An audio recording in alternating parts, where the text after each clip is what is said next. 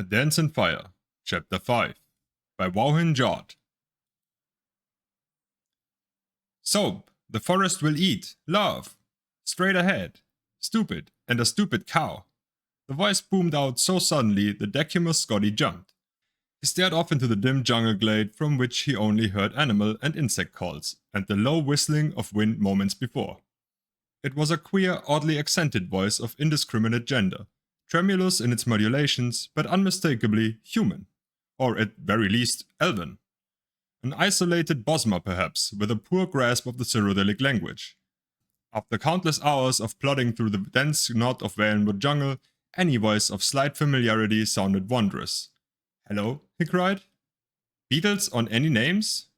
"Certainly, yesterday, yes," the voice called back. "Who, what, and when? And mice?"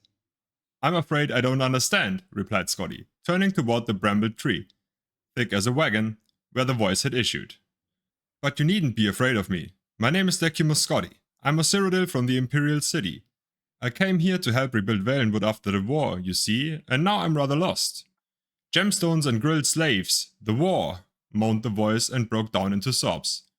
"You know about the war? I wasn't sure. I wasn't even sure how far away from the border I am now."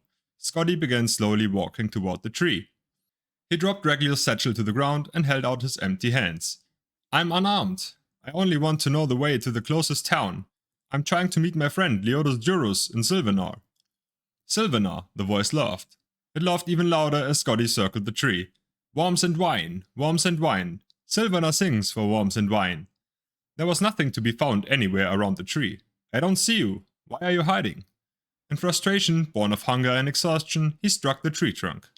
A sudden shiver of gold and red erupted from a hollow nook above, and Scotty was surrounded by 6 winged creatures scarcely more than a few inches long.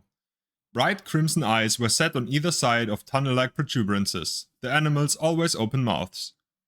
They were legless, and their thin, rapidly beating, aureate wings seemed poorly constructed to transport their fat, swollen bellies. And yet, they darted through the air like sparks from a fire. Whirling about the poor clerk, they began chattering what he now understood to be perfect nonsense. "Wine and worms, how far from the border am I? Academic garnishments, and alas, Leodus Jurus. Hello, I'm afraid I'm unarmed. Smoke and flames, and the closest town is dear Oblivion. Swollen on bad meat, an indigo nimbus, but you needn't be afraid of me. Why are you hiding? Why are you hiding? Before I begin to friend, love me, Lady Suleika." Furious with the mimics, Scotty swung his arms, driving them up into the treetops. He stomped back to the clearing and opened up the satchel again, as he had done some hours before. There was still, unsurprisingly, nothing useful in the bag, and nothing to eat in any corner or pocket. A goodly amount of gold, he smiled grimly as he had done before, at the irony of being financially solvent in the jungle. A stack of neat blank contracts from Lord Varnek's building commission, some thin cord, and an oiled leather cloak for bad weather. At least, Scotty considered, he had not suffered rain. A rolling moan of thunder reminded Scotty of what he had suspected for some weeks now. He was cursed. Within an hour's time, he was wearing the cloak and clawing his way through mud. The trees, which had earlier allowed no sunlight in, provided no shelter against the pounding storm and wind. The only sound that pierced the pelting of the rain were the mocking calls of the flying creatures, flitting just above, babbling their nonsense. Scotty bellowed at them, threw rocks, but they seemed enamored of his company. While he was reaching to grab a promising-looking stone to hurl at his tormentors, Scotty felt something shift beneath his feet. Wet but solid ground suddenly liquefied and became a rolling tide, rushing him forward. Light as a leaf, he flew head over feet over head, until the mud flow dropped and he continued forward, plunging down into a river 20 feet below. The storm passed quiet as instantly as it had arrived. The sun melted the dark clouds and warmed Scotty as he swam for the shore. There, another sign of the Khajiiti incursion into Valenwood greeted him. A small fishing village had stood there once, so recently extinct that it smoldered like a still-warm corpse. Dirt cairns that had once housed fish by the smell of them had been ravaged, their bounty turned to ash. Rafts and skiffs lay broken, scuttled, half submerged. All the villagers were no more, either dead or refugees far away, or so he presumed. Something banged against the wall of one of the ruins. Scotty ran to investigate. My name is Decumus Scotty, sang the first winged beast. I'm a Cyrodiil from the Imperial City? I came here to help rebuild Valenwood after the war, you see, and now I'm rather lost. I swell to Maculate Apenek, agreed one of its companions. I don't see you. Why are you hiding? As they fell into chattering, Scotty began to search the rest of the village. Surely the cats had left something behind. A scrap of dried meat, a morsel of fish sausage, anything. But they had been immaculate in their complete annihilation. There was nothing to eat anywhere. Scotty did find one item of possible use under the tumbled remains of a stone hut. A bow and 2 arrows made of bone. The string had been lost, likely burned away in the heat of the fire, but he pulled the cord from Reglio's satchel and restrung it. The creatures flew over and hovered nearby as he worked. The convent of the sacred Laerdos Jurors? You know about the war. Worms and wine. Circumscribe a golden host. Apenek. The moment the cord was taut, Scotty knocked an arrow and swung around, pulling the string tight against his chest. The winged beasts, having had experience with archers before, shot off in all directions in a blur. They needn't have bothered. Scotty's first arrow dove into the ground 3 feet in front of him. He swore and retrieved it. The mimics, having likewise had experience with poor archers before, returned at once to hovering nearby and mocking Scotty. On his second shot, Scotty did much better, in purely technical terms. He remembered how the archers in Felinity looked when he pulled himself out from under the Horvor Chick, and they were all taking aim at him. He extended his left hand, and right elbow in a symmetrical line, drawing the bow so his hand touched his jawline, and he could see the creature in his sight like the arrow was a finger he was pointing with. The bolt missed the target by only 2 feet, but it continued on its trajectory, snapping when it struck a rock wall. Scotty walked to the river's edge. He had only 1 arrow left, and perhaps, he considered, it would be most practical to find a slow-moving fish and fire it on that. If he missed, at least there was less of a chance of breaking the shaft, and he could always retrieve it from the water. A rather torpid whiskered fish rolled by and he took aim at it. My name is Decumus Scotty, one of the creatures howled, frightening the fish away. Stupid cow. Will you dance a dance in fire? Scotty turned and aimed the arrow as he had done before. This time, however, he remembered to plant his feet as the archers had done. 7 inches apart, knees straight, left leg slightly forward to meet the angle of his right shoulder. He released the last arrow. The arrow also provided a serviceable prong for roasting the creature against the smoking hot stones of one of the ruins. Its other companions had disappeared instantly after the beast was slain, and Scotty was able to die in peace. The meat proved to be delicious, if scarcely more than a first course. He was picking the last of it from the bones when a boat sailed into view from around the bend of the river. At the helm were Bosmer sailors.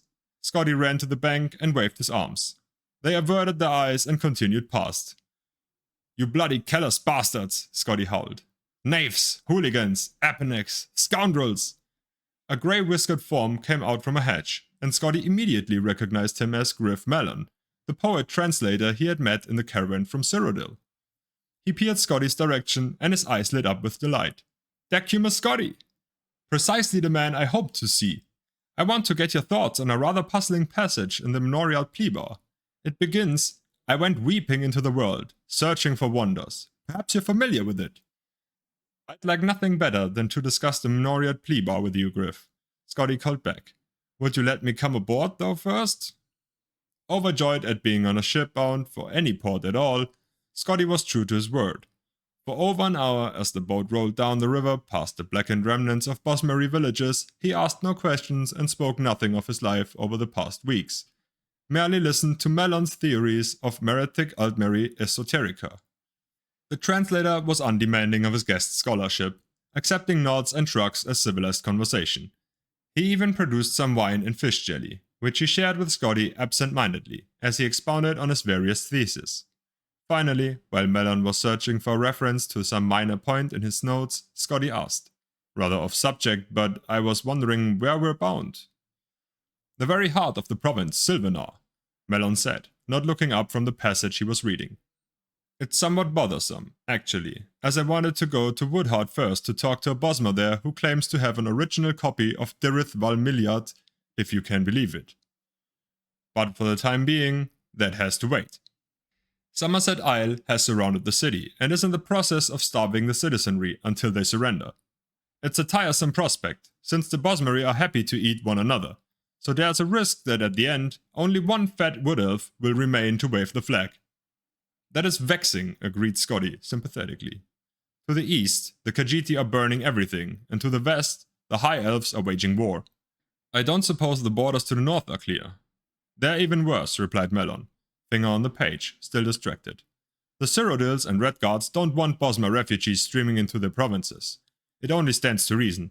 Imagine how much more criminally inclined they'd be now that they're homeless and hungry.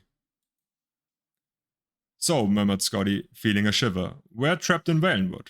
Not at all. I need to leave fairly shortly myself, as my publisher has set a very definite deadline for my new book of translations. From what I understand, one merely petitions to the Sylvanar for special border protection, and one can cross into Cyrodiil with impunity. Petition the Sylvanar or petition at Sylvanar? Petition the Sylvanar at Sylvanar. It's an odd nomenclature that is typically of this place, the sort of thing that makes my job as a translator much more challenging. The Sylvanar, or rather they, are the closest the Bosmeri have to a great leader. The essential thing to remember about the Sylvanar, Melon smiled, finding the passage he was looking for. Here, a fortnight, inexplicable, the world burns into a dance. There's that metaphor again. What were you saying about the Sylvanar? Asked Scotty. The essential thing to remember. I don't remember what I was saying, replied Melon, turning back to his oration. In a week's time, the little boat bumped along the shallow, calmer waters of the foaming current the silo had become, and Decimus Scotty first saw the city of Sylvanar. If Felinesti was a tree, then Sylvanar was a flower, a magnificent pile of faded shades of green, red, blue, and white, shining with crystalline residue. Melon had mentioned offhand, when not otherwise explaining Altmeri prosody, that Sylvanar had once been a blossoming glade in the forest, but, owing to some spell or natural cause, the tree's sap began flowing with translucent liquor. The process of the sap flowing and hardening over the colorful trees had formed the web of the city. Melon's description was intriguing, but it hardly prepared him for the city's beauty. What is the finest, most luxurious tavern here? Scotty asked one of the Bosmer boatmen. Prithala Hall, Melon answered. But why don't you stay with me? I'm visiting an acquaintance of mine, a scholar I think you'll find fascinating. His hovel isn't much, but he has the most extraordinary ideas about the principles of a Merithic Altmeri tribe, the Sarmathi. Under any other circumstances, I would happily accept, said Scotty graciously. But after weeks of sleeping on the ground or on a raft, and eating whatever I could scrounge, I feel the need for some indulgent creature comforts. And then, after a day or two, I'll petition the Sylvanar for safe passage to Cyrodiil. The men bade each other goodbye. Griff Melon gave him the address of his publisher in the Imperial City, which Scotty accepted and quickly forgot. The clerk wandered the streets of Sylvanar, crossing bridges of amber, admiring the petrified forest architecture. In front of a particularly estimable palace of silvery reflective crystal, he found Prithala Hall. He took the finest room and ordered a gluttonous meal of the finest quality. At a nearby table, he saw two very fat fellows, a man and a Bosmer, remarking how much finer the food was there than at the Sylvanari Palace. They began to discuss the war and some issues of financing and rebuilding provincial bridges. The man noticed Scotty looking at them, and his eyes flashed recognition. Scotty, is that you? Kynareth, where have you been? I've had to make all the contracts here on my own.